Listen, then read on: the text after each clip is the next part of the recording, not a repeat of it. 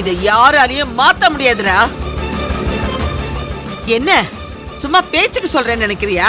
இல்ல அப்படிலாம் வேணாம். நம்மளையா நீ நம்ப மாட்டல? நடத்தி காட்டுறேன்டா. அத்தை அத்தை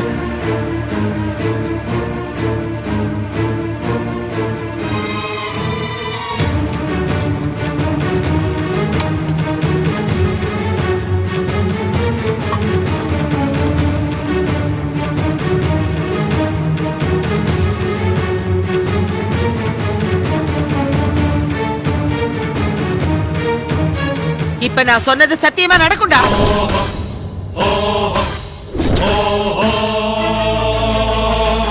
என்னடா சொல்ல நின்னுட்டு இருக்க? வெளியில போடா. சொல்ல நின்னுட்டே இருக்க. போடா. திரும்பி பார்க்காம ஓடி போ.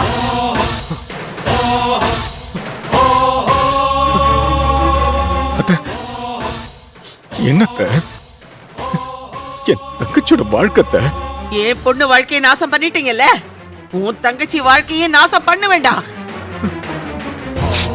தேவி ஒத்த பிள்ளைய பெத்துக்கிட்டோம், ரெட்ட பிள்ளைய பெத்துக்கிட்டோம், எத்தனை பிள்ளை வேணா பெத்துக்கிட்டோம், எனக்கு அதை பத்தி கவலையே இல்ல.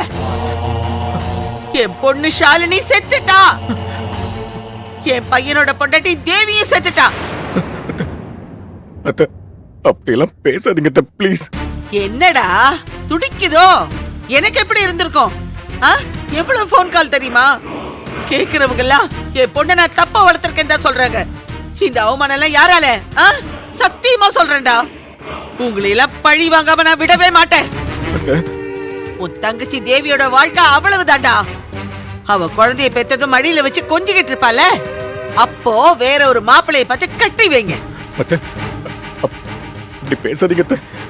ஏன் இப்படி பேசுறீங்க? போடா இங்க இருந்து. இனி இந்த வீட்டு பக்கம் யாரும் வரக்கூடாதுன்னு சொல்லியிருக்கேன்ல, போயிடு. அப்படியே வந்துட்டான். போடா.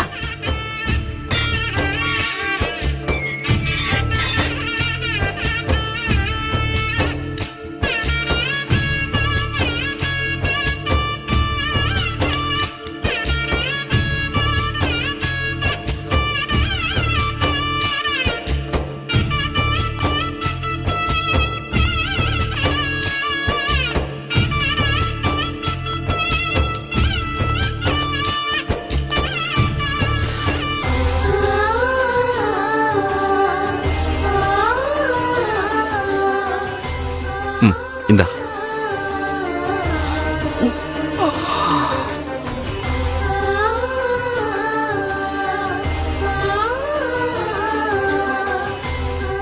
கயல், இந்த புது வருஷம் நம்ம எல்லாருக்கும் ரொம்ப நல்லா இருக்கும்னு என் மனசு சொல்லுது.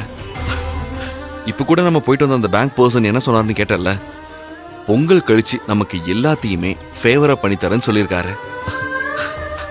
அதை நினைச்சா அவ்வளவு சந்தோஷமா இருக்கு. நம்ம பிரச்சனையெல்லாம் சால்வ் ஆக போகுதுன்னு தோணுது.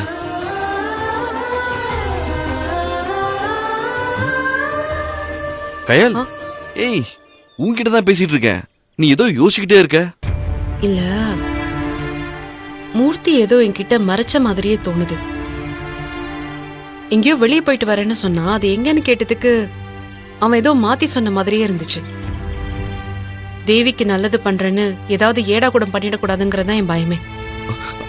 அப்படிலாம் ஒன்னும் தப்பா நடக்காது கயல். நீ தைரியமா இரு. உனக்கு தெரியாம ஒரு என்ன பண்ண போறாரு.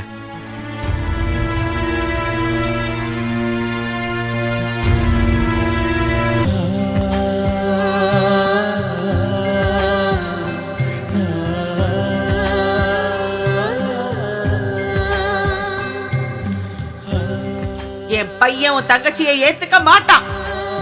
2 பேருக்கும் டிவோர்ஸ் ஆகும். என் அண்ணன் பொண்ணுதான் என் வீட்டுக்கு மருமகளா வருவா. ஐயோ, தேவியோட வாழ்க்கை அவ்வளவுதானா? தேவியோட வாழ்க்கையை நான் எப்படி காப்பாத்துவேன்? தேவியோட வாழ்க்கை நல்லா இல்லைன்னா கையில் நிம்மதியா இருக்க மாட்டாளே. கையில் நிம்மதியா இல்லைன்னா அம்மாவாலையும் என்னாலையும் நிம்மதியா இருக்க முடியாதே. இப்போ நான் என்ன பண்ணுவேன்?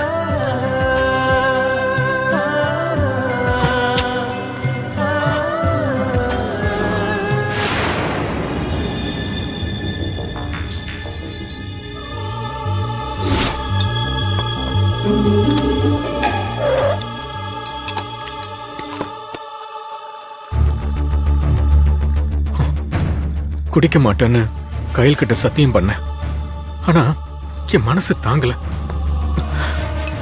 தேவியோட வாழ்க்கை இப்படி ஆயிடுச்சு. என்ன என்ன மன்னிச்சிட்டு கையில், மன்னிச்சிட்டு கையில்.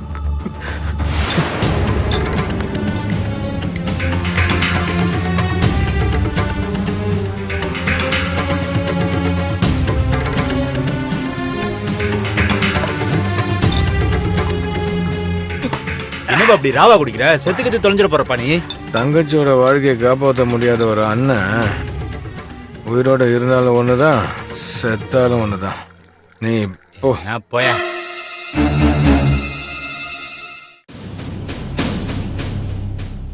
கயல், ம், நான் என்ன? சொன்னது கேட்டுச்சா?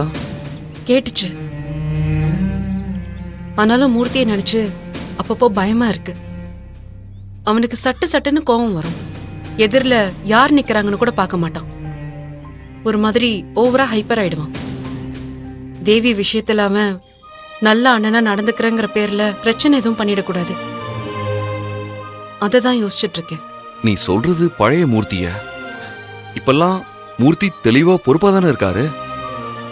அவரு ஒவ்வொரு விஷயத்தையும் யோசிச்சு என்ன பண்ணா சரியா வரும்னு கிட்டத்தட்ட உன் அளவுக்கான சிந்தனை அவருக்கு வந்துருச்சு. முன்னாடி பார்த்த மூர்த்திக்கும் இப்ப இருக்கிற மூர்த்திக்கும் நான் நிறைய டிஃபரன்ஸ் பார்க்கறேன். எது எப்படியோ எல்லா பிரச்சனையும் தீர்ந்து தேவி அந்த வீட்ல நல்லபடியா வாழணும். எனக்கு அதான் வேணும். ஆனா நடக்கிறதெல்லாம் பார்க்கும்போது சம்டைம்ஸ் எனக்கே அந்த நம்பிக்கை குறையிற மாதிரி ஒரு ஃபீலிங் வந்துடும். கடவுள்கிட்ட எல்லாத்தையும் ஒப்படைச்சிட்டு இதெல்லாம் எப்ப மாறும் எப்ப மாறும்னு நான் தேவடு காத்துட்டு இருக்கேன்.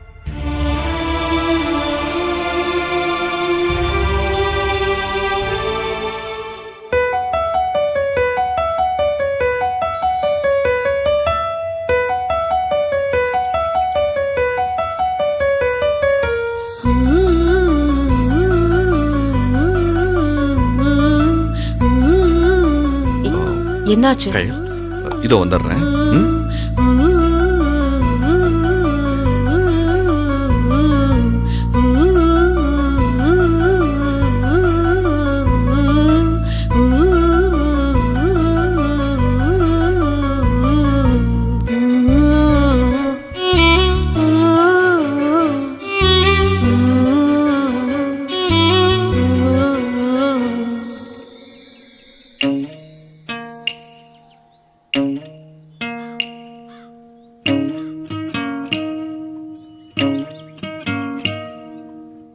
பாதகத்தே கண்ணு விட்டு பஞ்சு பஞ்சாச்சு நெஞ்சு